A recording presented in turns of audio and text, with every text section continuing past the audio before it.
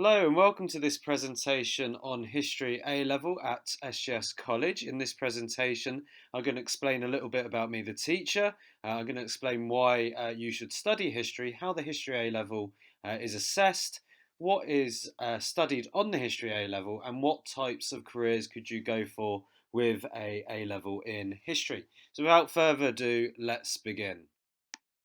So my name's Gary Parsons. I'm the teacher of history at SGS College. I have a history and politics honours degree. I also have a postgraduate certificate of education in post-compulsory education and training. So I'm an FE specialist teacher, and I'm also a Master of Philosophy in History, having completed a thesis in 2019 at Bristol University. So, why should you study history? And there are two main reasons why. You might be a student who is looking to go to university, and if you are a student looking to do that, history develops the research, writing, and reading skills that you will need for university study, particularly the independence of study and making sure that you clearly structure your time to be able to deal with the amount of subject content that there is in the subject. The subject also develops critical, analytical, and evaluation skills, which are also useful for many different career paths, which I will talk about on a later slide. However, those critical, analytical, and evaluation skills are really useful for compiling reports, analysing data, and that's exactly what the History A level is very good at doing.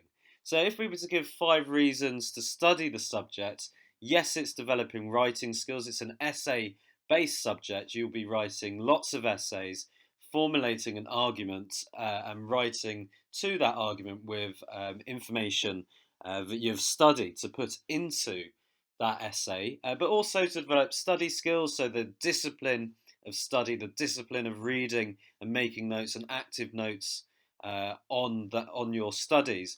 But also an ability to critique information, to say, what am I getting for that information? And it's really important for lots of different careers there with those skills that history provides. And also, on the other side of the coin, it also gives you an understanding of the world in which we live in.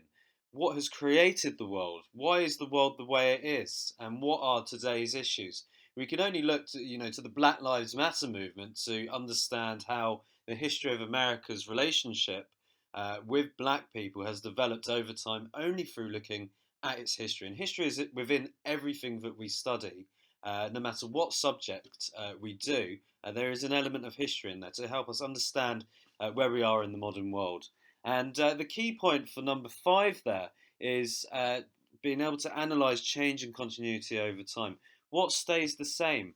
What is different? What sort of cycles does the world work in? So those are the key reasons there to study history.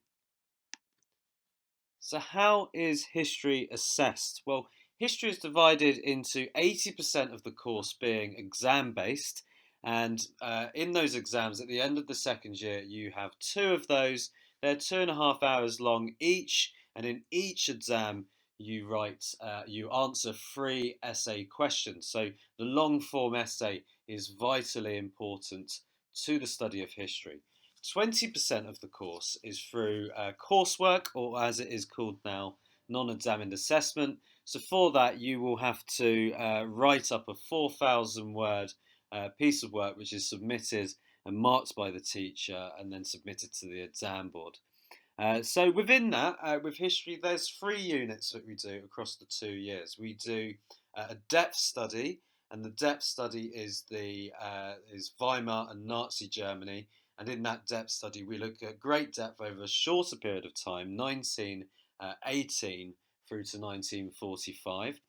There's a breadth study, which is the Tudors, and in that we go from 1485 with Henry VII, and we go all the way through to Elizabeth in 1603. And the third component is the development of black civil rights in the United States of America between 1863 and 1968. And it's this last unit, the development of black civil rights, which is the coursework based unit. And the other 2 units are the exam based unit there. So let's have a look a little bit more depth at exactly how that is broken down across the 2 years. So, in the first year, we look at the Weimar Republic in the Germany unit, and there we look at the establishment and early years of the Weimar Republic after World War One, the context in which the Weimar Republic is created from defeat in the First World War through to attempts to overthrow this new republic with many challenges up to 1923 with the Munich Putsch and the invasion of the Ruhr. We then go on to look at an element of stability within the Weimar Republic of 4 years, where we see the development of culture, we see a stabilization in politics and the economy, and then we go on to look at the impact of the Great Depression from 1929 onwards, which leads to the collapse of democracy and the appointment of Hitler as Chancellor in Germany. In the Tudors, we look at the reign of Henry VII, from winning the Battle of Bosworth to how he consolidated his position on the throne, what his domestic policy was, his foreign policy, what the social situation was in Britain with different classes, and we also then go on to look at the development of the economy and religion. And we do a very similar thing with Henry VIII. We look at what he does to develop the powers of the monarchy, how he reforms government.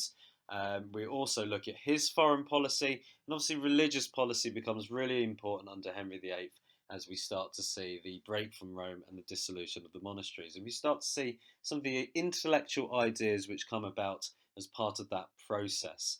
And we finish then with the Tudors in the first year with the death of Henry VIII, where we have the monarchy being reduced to something which is quite weak because we have a boy king. We then take these themes through into the second year, where we look at the later Tudors, starting off with the mid-Tudor crisis, which is the reigns of Edward, Mary I, and also the early years of Elizabeth, where we see challenges to the authority of the monarch, caused by many issues, such as a boy king and the gender of the monarchs. We look at the development of religious issues with a Protestant leaning church, a return to Catholicism under Mary, and then the attempt to create a broad religious settlement under Elizabeth, which is acceptable to all. We then look forward into the rest of the reign of Elizabeth, where we look at her religious policy and how this impacts her foreign policy and how she eventually ends up at war with the Spanish Armada. And then we also look at the development of religious ideas further to this, intellectual ideas, the development of a social welfare system with the poor laws, before seeing where we are at by the end of the Tudor period in 1603 and what has changed since Henry VII. In the Germany unit, we look at the Nazi state in the second year. So we look at the establishment of the Nazi state, how the Nazis managed to create a Gleichschaltung, a coordination under them. What does the Nazi state look like? How much is there a totalitarian state, and also Nazi social policies, the Volksgemeinschaft and the Strength Through Joy program, whilst also looking at the Nazi economy. We then have a look at Nazi racial policy, both towards minority groups and towards the Jews between 1933 and 1941, establishing several different turning points in Nazi policies towards these groups, and particularly towards the Jews up until the early years of the Second World War. We then, in the last unit, look in depth at Germany at war between 1939 and 1945, propaganda, rationing, the course of the war, the war economy, and what led to the collapse of the Nazi regime in 1945. The third unit, the NEA, looks at the development of black civil rights in the United States of America between 1863 and 1968. And this is delivered as a self-taught component of the History A level, where at the end of the first year, the students are given a lot of packs to do over the summer, which contains lots of information to research. And there's 8 packs in total there, and we look at the development of black civil rights from the American Civil War with the Emancipation Proclamation in 1863 through to the Reconstruction period after the Civil War, Jim Crow laws, Brown versus Board of Education, all the way through to the development of a black civil rights movement under Martin Luther King, whilst also looking at more radical methods to try and obtain civil rights for black people in America under Malcolm X and the Black Panthers, etc. There. So the NEA is a 4,000 word piece of work which is handed in then in the second year, just after Christmas, with a final hand-in date of the February half term. It is done completely independently by the student with some guidance by the teacher. And that is produced in a way which is similar to a dissertation at university. So the teacher takes the role of the dissertation supervisor, where we will look at various stages of how that student is getting on in the creation of this document. So it's a really useful tool for getting ready to study at university. So there are lots of different career paths that you could do with a history A level, and often when, as a historian myself, when you see different career paths for history, it always seems to be limited to things like archivist, working in a museum, or working as an academic researcher, and really. It goes so much further than that, the possibilities with a history A level. Anything which involves having to write a written report, good quality writing, an ability to present and talk about a subject, or argue a case and put that forward, or put any sort of argument forward, is a key kind of career for historians. So yes, academic research, but there's also lawyers, solicitors working in publishing, consultancy, in marketing, as a policy officer within the charity sector, okay, within editorials, and within journalism. All of this is useful career paths that you can use a history A level for. So I hope you've enjoyed this presentation.